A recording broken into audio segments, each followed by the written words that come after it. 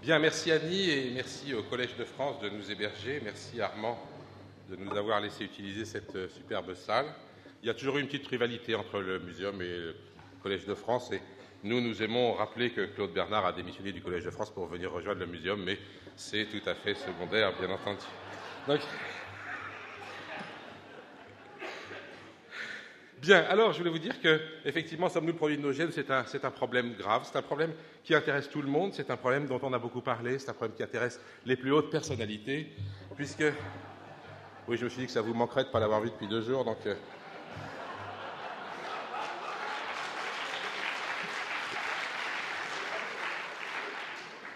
Pendant la dernière campagne électorale présidentielle française, un magazine qui s'appelle Philosophie Magazine a eu l'idée d'opposer 2 personnes, un candidat de droite décomplexé et un philosophe de gauche, je ne sais pas, donc, qui s'appelle Michel Onfray, le philosophe. Et la discussion entre les deux a été très intéressante, je vous la livre. Il commence avec quelque chose d'assez gentil, je ne vais pas vous lire tout, mais le candidat de droite dit « Il n'y a pas d'un côté des individus dangereux et de l'autre des innocents, chaque homme étant lui-même porteur de beaucoup d'innocence et de danger. » Onfray répond « Je ne suis pas rousseauiste et ne soutiendrai pas que l'homme est naturellement bon. À mon sens, on ne n'est ni bon ni mauvais, on le devient car ce sont les circonstances qui fabriquent l'homme. » Et là, vous allez voir, le dérapage commence. « Mais que faites-vous de la liberté de chacun ?» demande Sarkozy. Eh bien, et Onfray répond, il y a beaucoup de choses que nous ne choisissons pas. Vous n'avez pas choisi votre sexualité parmi plusieurs formules, par exemple. Un pédophile non plus. Il n'a pas décidé un beau matin, parmi toutes les orientations sexuelles possibles, d'être attiré par les enfants. Pour autant, on ne naît pas homosexuel, ni hétérosexuel, ni pédophile. Je pense que nous sommes façonnés, non pas par nos gènes, mais par notre environnement, par les conditions familiales et socio-historiques dans lesquelles nous évoluons. Alors quand on voit ça, on sait qu'on a affaire à quelqu'un de gauche. Et à ce moment-là, évidemment, la réponse du type de droite est évidente. Je ne suis pas d'accord, je n'inquiète pas qu'on est pédophile. Il y a des jeunes qui se suicident, ce n'est pas parce que leurs parents s'en sont mal occupés, mais parce que génétiquement, ils ont une fragilité, une douleur préalable, etc. Les circonstances ne font pas tout, la part de l'inné est immense. Et là, on sait qu'il est de droite. Alors, c'est un problème pour moi, c'est que l'environnement, c'est de gauche et les gènes, c'est de droite. En tant que généticien, ça m'a toujours posé un problème. Quand je fais une manip, je ne sais jamais si je vais trouver un résultat de gauche ou de droite. Donc, pour comprendre tout ça, il faut peut-être revenir un peu en arrière. Et d'abord, je voudrais vous rappeler à quel point la biologie est une science jeune. À l'époque où Galilée calculait la vitesse de la chute d'un corps, etc., les biologistes en étaient encore à dire qu'il existe un arbre peu commun en France, il est vrai, mais fréquemment rencontré en Écosse, que des feuilles tombent de cet arbre et qu'elles touchent l'eau et se transforment en poisson, et qu'elles touchent la terre et se transforment en oiseau. Vous direz c'était un traité de botanique, mais les zoologistes, c'était pas mieux. Ça, c'est donc un traité de zoologie de 1612. Et ça a continué comme ça. Hein. Galilée travaillait sur les comètes, il fabriquait un télescope, il travaillait sur les satellites de Jupiter. Et pendant ce temps-là, bon, il a eu quand même quelques ennuis avec ça. Et je voudrais vous dire 2 mots de ce truc-là. Cette image qui représente Galilée devant ses juges est une image qui fait toujours chaud au cœur des scientifiques. On se sent bien quand on voit ça. On aimerait être à sa place, en fait, quelque part. Hein. Bon, pas pour la suite, tout à fait, mais... En même temps, il avait raison, il s'est battu contre la société, c'est lui qui avait raison, l'histoire lui a donné raison. Le malheur, j'espère que j'aurai le temps d'en reparler un tout petit peu à la fin, c'est qu'effectivement, c'est pas... Quand on dit des choses vraiment nouvelles scientifiquement, on a des ennuis avec la société, mais il ne suffit pas d'avoir des ennuis avec la société pour être un grand scientifique. Et malheureusement, à l'Académie des sciences, il y en a beaucoup qui n'ont pas compris ça. Donc La biologie continue à la fin du XVIIe siècle, ça ne s'est toujours pas amélioré, sauf sur le plan esthétique peut-être.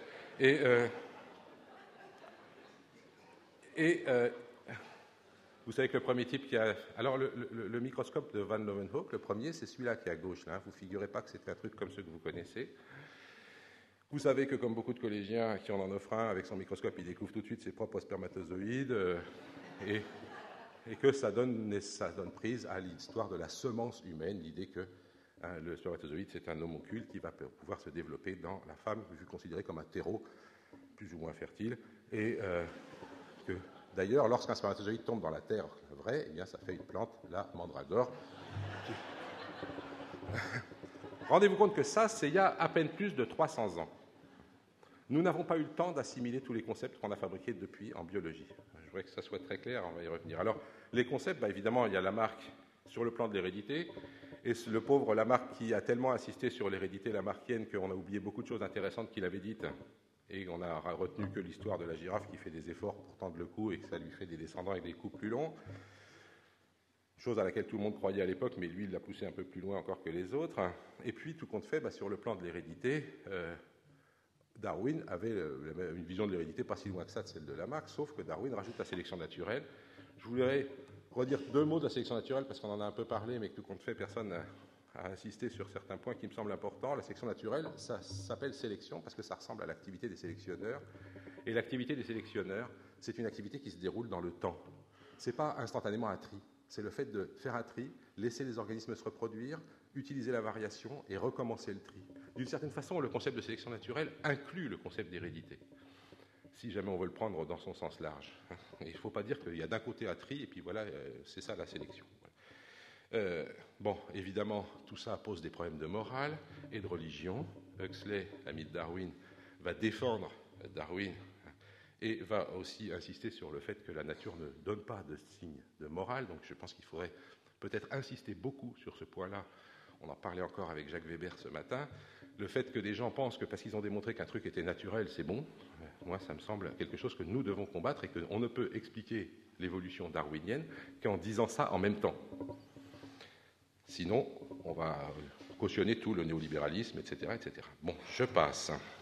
Darwin a donc des ennuis, comme Galilée, et, encore une fois, eh bien, les scientifiques se reconnaissent dans ce scientifique qui a su s'élever contre les erreurs sociales.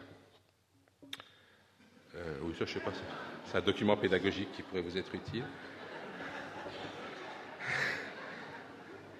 Voilà, alors Darwin ne va pas avoir des ennuis qu'avec les religieux, il va avoir des ennuis aussi avec les autres biologistes, parce que dans son schéma, qui est le schéma qui se trouve dans l'origine des espèces, le seul schéma de l'origine des espèces, eh bien, au fond, il traite les espèces d'une façon extrêmement peu précautionneuse.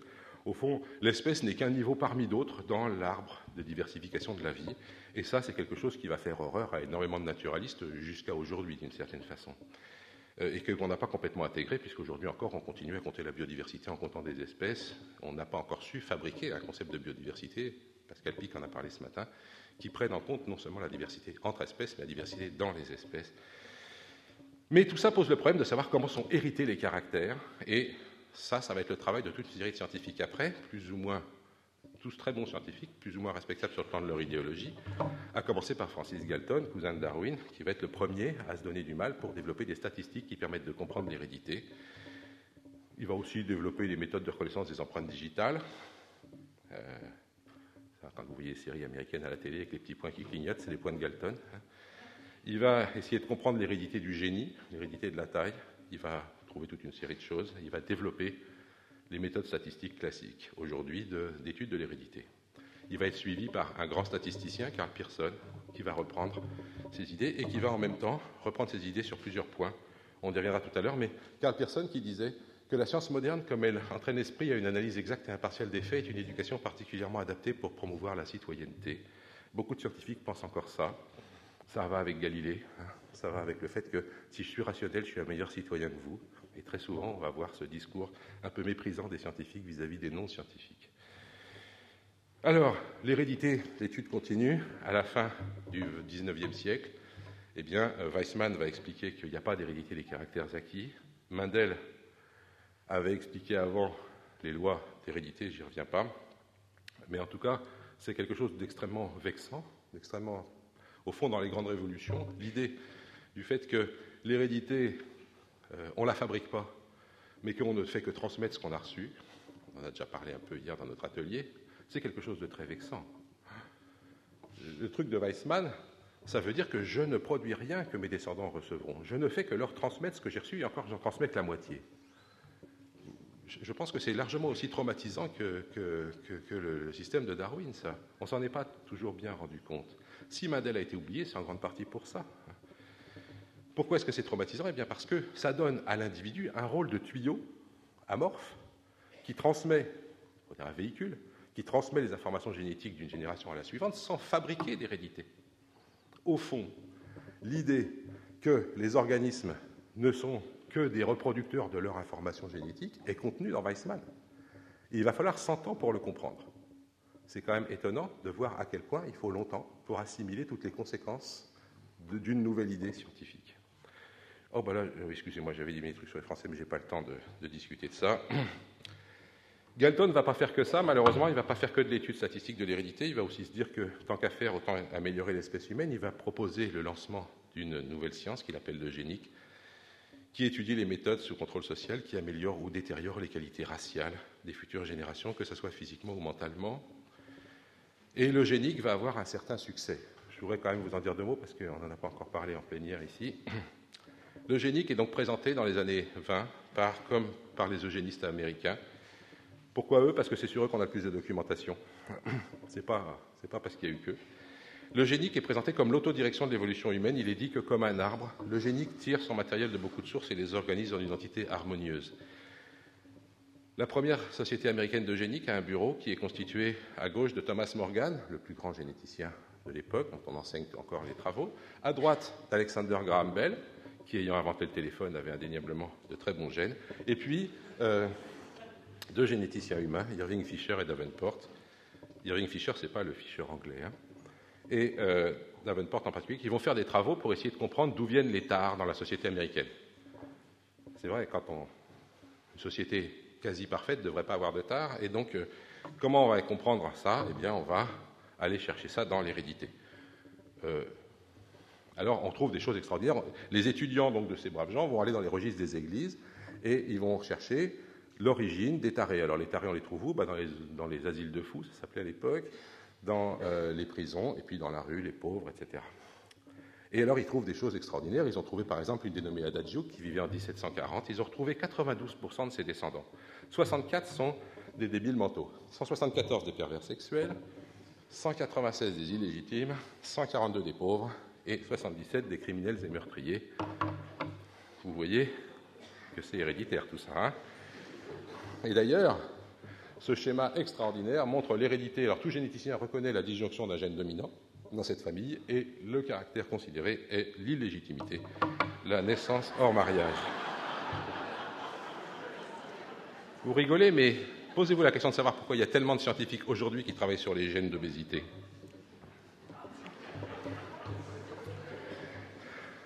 Le Sunday Oregonian n'est pas un journal scientifique, c'est un journal grand public. Ils vont vous expliquer des trucs très intéressants. C'est une famille. Alors, en rouge, c'est les débiles mentaux mis à l'asile. En bleu, les mêmes, mais pas mis à l'asile. Et en noir, enfin blanc sur noir, bien sûr, les normaux. Alors, Carl et Anna étaient deux débiles. Ils ont une fille débile, une fille normale qui a eu un mari normal. Malheureusement, on ne sait rien sur leurs 15 enfants. Mais alors, celle-là, elle était débile. Elle a eu des débiles avec deux maris. Celle-là aussi, ils ont eu des enfants déjà pas terribles, mais alors en deuxième génération, il n'y a plus que des débiles aussi. La Société américaine d'eugénique présente donc ces résultats dans des foires. Vous voyez, d'un côté, on vous montre le maïs pour vous montrer comment ça marche les gènes. De l'autre côté, l'illégitimité, ça marche pareil. Un tableau avec des lumières électriques fait moderne et permet de présenter les choses. Hein. On vous dit, certaines personnes sont nées pour être un fardeau pour les autres. Apprenez sur l'hérédité, vous pouvez aider à corriger. On vous dit que ça coûte beaucoup d'argent, tous les ratés. On vous dit qu'on a besoin de moins de cela et de plus de cela. Alors ceux-là, c'est ceux qui ne dépasseront pas l'âge mental de 8 ans. Toutes les 48 secondes, il en est un.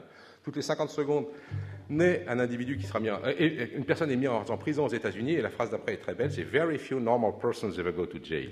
Il y a très peu de gens normaux qui vont en prison, c'est les gènes. Hein. Et on a besoin de plus de ça. Ça, c'est toutes les 7 minutes et demie. Toutes les 7 minutes et demie, il naît quelqu'un qui sera vraiment utile à la nation. Vous voyez le déséquilibre, il est urgent d'agir, on va agir. Les États américains adoptent des lois eugénistes, le Texas déjà à la pointe du progrès social, et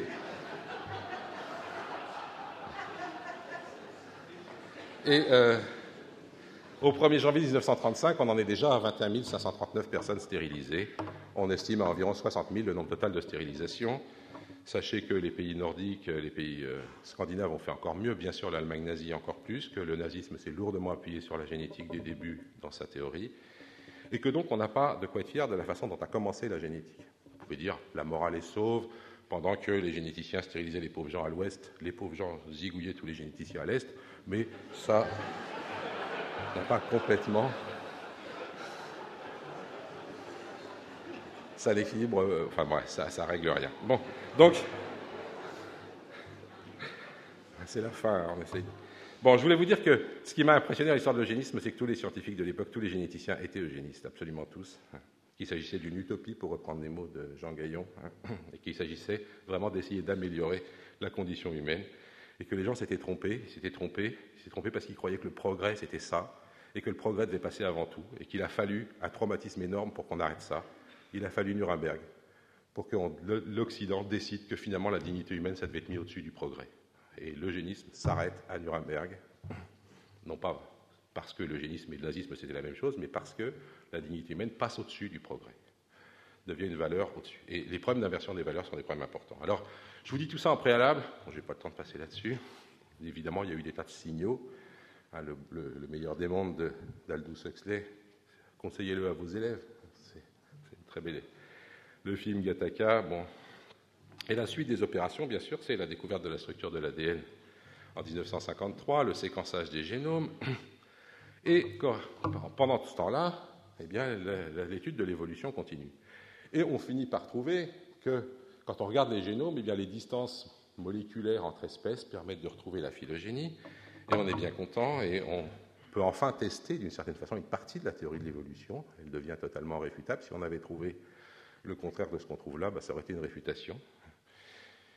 Et on va faire des tas d'arbres phylogénétiques, je ne reviens pas là-dessus, sauf pour dire que ces arbres-là sont quand même légèrement mensongers et qu'on les fait parce qu'on est drôlement plus content quand c'est comme ça que quand c'est comme ça. Malheureusement, la réalité, elle est comme ça. Et que ça pose des problèmes, je pense, auxquels il faut qu'on réfléchisse, nous, évolutionnistes, sur la façon de présenter les choses. Mais en même temps, quand on contemple ces arbres, je pense que le regard des évolutionnistes, des biologistes, a changé sur ce que c'est qu'un être vivant. D'une certaine façon, si on se pose la question, qu'est-ce qui est conservé au cours des temps, quand on regarde ces arbres, eh bien, on se rend compte que l'image qu'on a de ce qui passe là, le long des lignes, je me suis souvent demandé aux gens, mais qu'est-ce qu'il y a le long des lignes là? Parce que chacun a sa représentation de ce que veulent dire ces lignes. Je n'aurai pas le temps de discuter de ça vraiment aujourd'hui, mais je veux dire que pour toute une série de gens, en particulier les généticiens dont je fais partie, tout compte fait, ce qui passe le long des lignes, c'est exclusivement l'information génétique. C'est-à-dire qu'au cours de l'évolution, les organismes sont des structures transitoires qui véhiculent, comme je le disais tout à l'heure, les gènes d'une génération à l'autre, et c'est la conséquence de Weissmann, et que du coup, la sélection ne peut pas favoriser des individus. Les individus, de toute façon, vont mourir. La seule chose qui peut être sélectionnée, c'est ce qu'ils transmettent, c'est-à-dire l'information génétique. Et donc, ça amène à voir les individus comme des artifices inventés par les gènes pour se reproduire. Je ne reprendrai pas la discussion sur le finalisme ici aujourd'hui. Moi, je voudrais dire qu'au contraire d'un certain nombre d'entre nous, je pense que la finalité des êtres vivants est une telle évidence que la nier affaiblit notre discours. Et que notre travail, c'est de l'expliquer, pas de la nier. Même si ça pose des problèmes, même si jamais ça présente des dangers.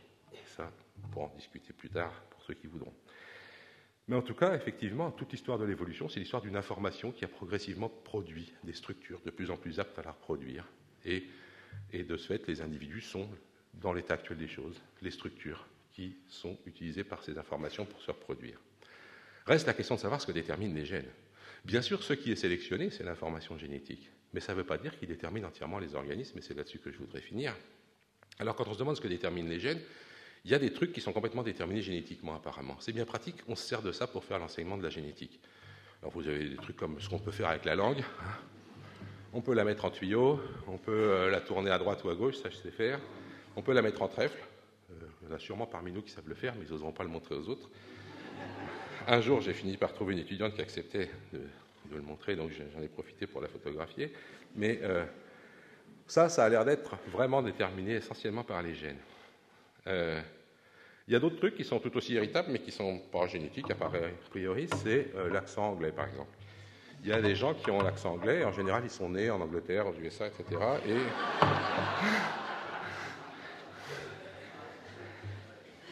Et donc ça, c'est environnemental, on dit. Et puis, dans la plupart des cas, il y a les deux. Alors, combien pour chaque? Et ça, c'est un point très compliqué.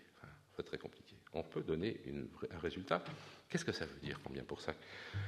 Pour essayer d'illustrer ça sur le plan pédagogique, je me suis demandé quels exemples prendre. Un jour, j'ai regardé une course de moto, et il y a le commentateur qui, à la fin, va voir le gagnant et qui lui dit « Quelle est la part du pilote et de la moto dans la victoire ?» Et le gars a répondu « 50-50 ». Et je me suis demandé si... Bon, il était très con. Si ça voulait dire qu'il pensait que sans la moto, il avait 2 fois moins de chances de gagner. Ou alors la moto sans lui, vous voyez. Et bon.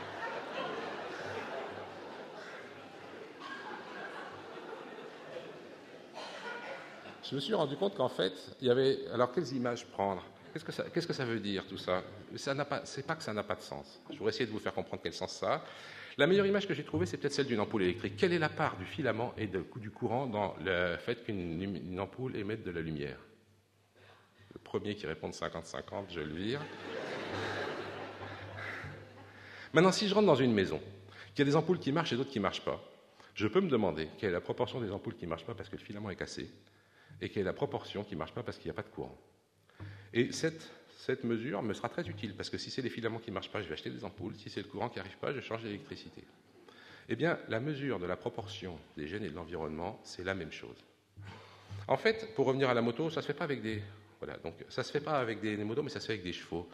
Il y a des épreuves de concours hippiques qui sont intéressantes où vous avez 4 cavaliers, 4 chevaux. On fait un parcours d'obstacles et puis les cavaliers changent de cheval et ils recommencent. Si à la fin d'un truc comme ça, vous trouvez que vos 4 cavaliers, il y en a toujours un qui arrive premier, toujours etc., et puis que le cheval, vous pouvez le changer, ça ne change rien, vous dites c'est entièrement le cavalier qui décide du résultat.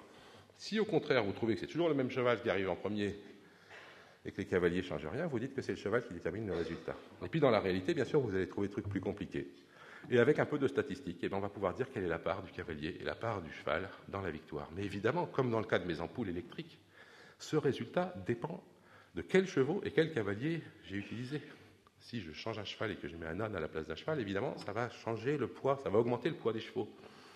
Si je mets l'un d'entre nous au hasard, sauf Pascal Pic qui monte bien un cheval dans le système, eh bien, je vais augmenter le poids des cavaliers. C'est-à-dire que plus l'un des deux est variable, plus c'est lui qui compte. Et ça, c'est ça qu'on fait quand on fait des mesures de génétique quantitative où on dit quelle est la part de l'environnement et la part des gènes dans un caractère. Ce qu'on veut dire, c'est que dans la variation d'un caractère, la génétique ne traite que de variations. Eh bien, il y a une part attribuable à des variations génétiques et une part attribuable à des variations environnementales. Et si je change l'environnement, je change tout. Si je change la constitution génétique de la population, je change tout. Donc ces paramètres ont un sens à condition de dire quel sens ils ont. Et ça, je pense que ça serait un petit peu important de le comprendre bien et de l'expliquer bien. Et ça devrait être à la base de tous les cours de génétique. Parce qu'après, quand on fait des cours où on s'amuse à plus montrer que des cas où le gène...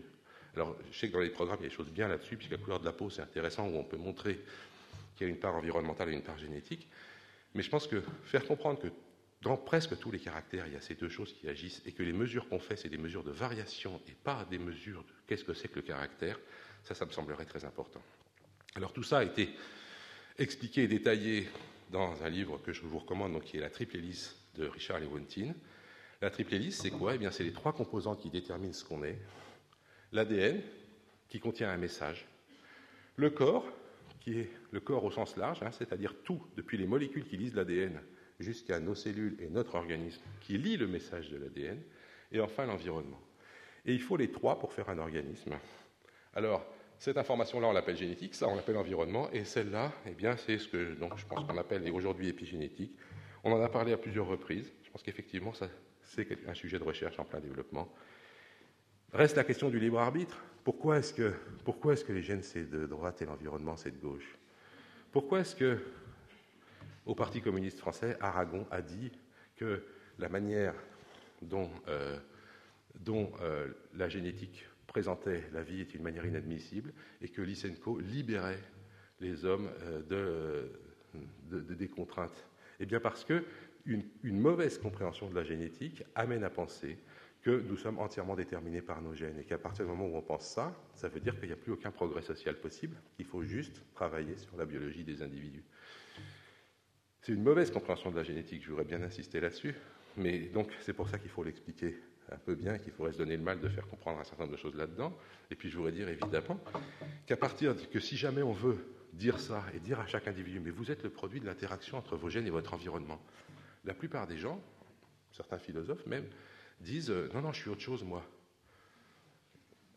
Et alors, Jean-Didier Vincent disait oui, il y a des gens qui pensent qu'ils ont une espèce d'homoncule quelque part qui est au-dessus de leur gène et de leur environnement et qui les fabrique, qui les constitue. En fait, je pense qu'il est essentiel, à un moment ou à un autre dans la scolarité, de faire comprendre le concept de propriété émergente. Pour moi, c'est un concept qui manque terriblement. Parce que tant qu'on dit les choses comme je viens de les dire là, eh bien, l'individu est réduit à quelque chose qui a été fabriqué par par des gènes et de l'environnement, il n'est rien d'autre. Or, qu'est-ce que c'est qu'une propriété émergente? C'est quand même assez simple, hein. Si je prends de l'hydrogène, il a des propriétés. Si je prends de l'oxygène, il a des propriétés. Quand je les mets ensemble, ça fait de l'eau. Et les propriétés de l'eau ne sont pas déductibles des propriétés de l'hydrogène et de l'oxygène. Ce qui fait que, voilà, je vais vous dire deux phrases. La première, c'est l'eau, c'est rien d'autre que de l'oxygène et de l'hydrogène. Et la deuxième, c'est l'eau, c'est bien autre chose que de l'hydrogène et de l'oxygène. Vous voyez que ces deux phrases sont toutes les deux vraies. Et qu'entre les deux, ce qu'il y a, c'est l'émergence. Or, si on n'explique pas ça aux gens quand on leur explique qu'ils sont le produit de leur gène et de leur environnement, eh bien c'est une catastrophe, évidemment. Parce qu'ils vont se dire non, ça va pas. Ce qu'il faut arriver à leur faire comprendre, c'est que ce qu'ils pensent, et à raison, exister au-dessus de leur gène et de leur environnement, c'est justement ce qui émerge de l'interaction entre les deux, et de leur vie sociale, et etc. Et que cette émergence-là, c'est ce que nous considérons être notre personne. Quand je pense à moi, je ne pense pas à un sac de gènes avec de l'environnement autour, je pense à la chose qui a émergé à partir de là. Et que cette chose s'en abstrait largement. Et évidemment, c'est seulement dans ce cadre-là qu'on peut parler de responsabilité, qu'on peut parler de libre arbitre, etc. Donc, je pense qu'à la fois, on doit pouvoir faire comprendre progressivement aux gens qu'ils sont le produit d'une évolution dans laquelle ont été sélectionnés les gènes qui se reproduisaient le mieux grâce à des organismes. Que ce n'est pas pour ça que les gènes déterminent entièrement ce qu'est l'organisme, mais que ces gènes interagissent avec de l'épigénétique et avec de l'environnement pour constituer l'organisme, et que de tout ça naît une émergence qui est ce qu'on appelle l'être. Si jamais on enlève un morceau de ça, il manque un morceau immense de ce qu'on est en train d'essayer d'expliquer, et du coup la science apparaît comme quelque chose d'extraordinairement réducteur. Alors je suis désolé parce que le message que je vous apporte là, il n'est pas très positif, c'est-à-dire que ça veut dire qu'il faut parler de complexité. On ne peut pas faire l'économie du fait de parler de complexité. Ce n'est pas parce que les élèves sont jeunes qu'ils ne peuvent pas comprendre. Et au contraire, je pense qu'ils nous reprochent si jamais on ne leur parle pas de complexité. Donc c'est notre boulot à nous enseignants de voir comment faire passer, d'une part, ces simplifications scientifiques sans lesquelles on n'arriverait pas à avancer, mais aussi constamment l'idée de complexité. En même temps, voilà, c'est ça qui me semble essentiel. D'ailleurs, le dialogue que je vous ai cité tout à l'heure, il se terminait, figurez-vous, là-dessus, malheureusement. À la fin, Sarkozy demandait « ça vous intéresse la complexité ?» et Onfray répondait « oui, bien sûr », etc. C'est dommage qu'il n'ait pas commencé par là, ça leur aurait évité à tous les deux de dire des âneries. C'était au cours du petit déjeuner le lendemain, ils avaient eu le temps de... Alors je voudrais vous dire que les scientifiques, dans leur simplification et dans le fait qu'ils ne prennent pas en compte la complexité, sont en train de faire peur à nos contemporains. Ce qu'on est en train de préparer comme avenir avec un certain nombre de technologies qu'on aura à mettre en place, des biotechnologies aux nanotechnologies, etc., c'est extraordinairement anxiogène et pas entièrement pour des mauvaises raisons. Ce n'est pas entièrement parce que les gens sont irrationnels qu'ils ont peur. Marc Dufumier l'a dit ce matin, il y a actuellement une guerre au niveau des semences, une guerre qui va contre la biodiversité, contre la durabilité, contre le fait que les générations futures puissent continuer à se nourrir, en donnant toute la propriété de ces semences à quelques multinationales. Il est dommage que les scientifiques jouent dans ce jeu-là sans mesurer toute la complexité du système dans lequel ils se trouvent. Marc n'a pas parlé d'OGM, alors j'en parle.